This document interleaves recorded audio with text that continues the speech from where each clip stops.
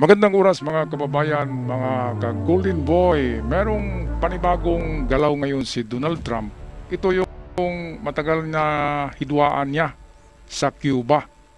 At dahil sa tantya ni Trump ay panalong-panalo na talaga sa Iran at meron ng kasunduan na nagaganap pero tinatanggi pa rin ng Iran na mayroong kasunduan. Kaya sa isip ni Trump ay tapos na ang digmaan sa Iran. Ngayon, move on with phase number 2. Ito yung pangalawang pagdidigmaan ni Trump sa mga dati ng kalaban ng demokrasya. Ito yung komunistang bansang Cuba. Komunistang bansang Cuba. Matagal ng kalaban ito ng Amerika noon pa man. Dahil sa meron talaga itong mga galaw na kakaiba kasi suportado ng Rusya at China ang Cuba. Kaya matapang na gustong harapin ang Amerika sa digmaan.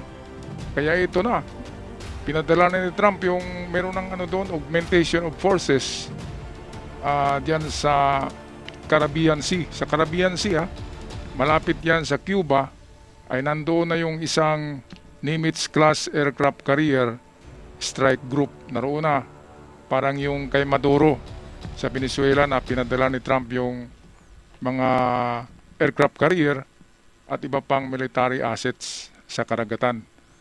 Kaya ano ba ang makuha ni Trump dito sa pagipagdigma sa Cuba? Well, atin yan malaman mamaya. Atin muna panoorin ang video courtesy ng Fire Post. Ito ang video. First, the United States is rapidly building military pressure around Cuba. American warships, fighter jets and surveillance aircraft are now positioned across the Caribbean, and now fears are growing that Donald Trump could authorize military action against the island.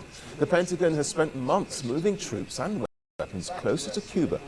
In fact, U.S. naval forces in the region are now among the largest seen outside West Asia. The USS Nimitz aircraft carrier strike group entered the Caribbean in May. It was joined by guided missile destroyers and cruisers capable of launching precision strikes, advanced American drones and surveillance planes. And they've also been flying around Cuba for months. Meanwhile, the USS Kearsarge amphibious group, carrying around 2,500 Marines, is also reportedly preparing for a possible deployment. Well, the build-up comes as Donald Trump openly talks about possible action against Havana after the US-backed removal of former Venezuelan leader Nicolas Maduro. Okay, so medyo matagal na to na plano ni Trump. Noon pa to na gustong atakihin ni Trump ang Cuba. Kaya nga lang biglang naisingit yung gulo sa Iran. Kaya siyempre, inuna ni Trump ang Iran kasi merong mga nuclear napakadelikado. Ang Cuba naman, merong nuclear yan noon at meron ding isang presidente sa Amerika noon na nakipagdigma sa Cuba. Talagang matatapang tong Cuba na to. Ito sana yung isusunod ni Trump noong pag-atake ni Trump sa Venezuela. Ito sana ang isusunod na. Sabi ni Trump, 4 na oras lang to, tapos to. Kagaya kay di ba, kay Maduro na sandali lang ay tapos na kaagad. Dahil nga hindi kagaya sa Iran na mayroong mga underground city na doon nagtatago yung mga opisyalis at mga leader ng IRGC. Diyan sa Cuba, wala silang ganyan Nasa ibabaw lang talaga yan ng lupa ang kanilang mga headquarters. So, madali silang mabomba at madaling mapasuko, madaling makidnap ang presidente diyan sa Cuba. Okay, balik tayo kay dito sa ating kaibigan sa Fire Post. The president of Cuba has his days numbered. Well, they're not doing well. Cuba is not doing well. It's a failed nation, and we'll be talking about Cuba at the right time.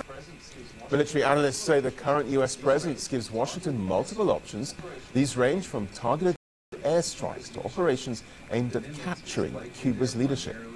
The Nimitz is likely there primarily for intimidation, though it could be used in a military operation if needed. Airstrikes are possible to take out their air defenses to allow broader air operations.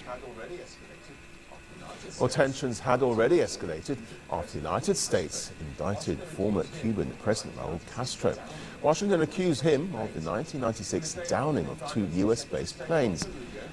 The And the day after the indictment, Secretary of State Marco Rubio warned that America was laser-focused Ito, meron palang on malaking changing kasalanan Cuba's tong system of Cuba, eh. government. Dahil nga ito sa mga Castro, yung dating presidente diyan, Fidel Castro, always related yan sa tinatawag na narco politics. Yung politika nila diyan ay ano yan, back up by drugs. Sa drugs sila kumukuha ng maraming pera. Nako, grabe mga kababayan, no? Narco politics. Parang nangyayari yan sa Pilipinas noong noong nakaraang administrasyon na grabe ang ng drugs sa Pilipinas. Pinalabas na tinukhang yung mga nagbenta ng drugs. Yun pala ay mayroong ibang agenda sa likod nun.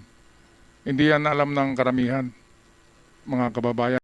Yan ang parang kinopya dito sa Cuba, sa Mexico, na mga style ng panggobyerno na always back up by narco politics. Narco politics yan eh.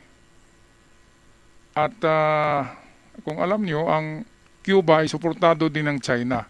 Ang Pilipinas, suportado din ng China noong nakaraang administrasyon.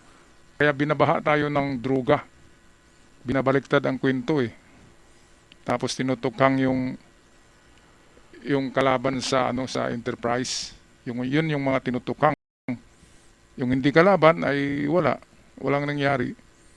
Okay, so ang Cuba ang pangalawang digmaan ngayon ni Trump na dapat maipanalo niya. Kung tingnan natin, madaling maagaw o madaling ma-invade o magaling magapi, matalo ang Cuba dahil nga hindi siya kagaya ng Iran na matagal nang naghahanda para sa pagdidigma sa Amerika. At ang pinaka-strategy ng Iran na hindi sila nagapi hanggang sa ngayon ay yung underground cities kung saan doon tinatago. Sa Cuba wala yan, kaya madaling matalo ang Cuba. Mga kababayan, anong masasabi nyo dito? Okay, tapusin muna natin ang balita. Cuba's in a lot of trouble because unfortunately for them it's run by Cuba's in a lot of trouble because unfortunately for them it's run by a bunch of incompetent communists. Being communist is bad, being an incompetent communist is like the worst. And but the country's been taken over by this company called Gaesa that basically controls 70% of the economy. None of the money in that company goes to help the Cuban people, none of it. So we'll be talking to them, we'll be working on it. Cuba, however, says the United States is pushing the country towards disaster. Dahil sa wala na itong supply ng langis galing ng Venezuela dahil kinuha ni Trump.